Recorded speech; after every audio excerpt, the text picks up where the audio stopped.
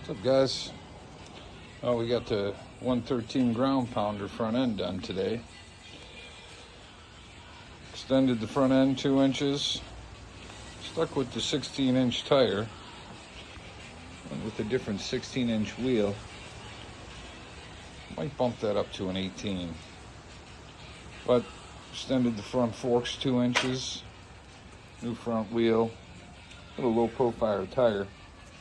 Handles 10 times better, I'll tell you that.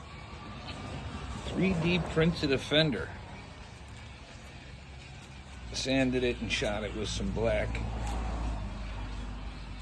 I'm blown away by the 3D printer.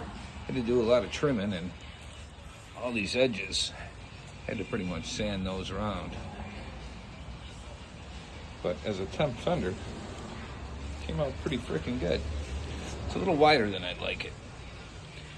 I have tempted to 3D print another one, a little bit skinnier. But that's a temp one until we get the real one painted.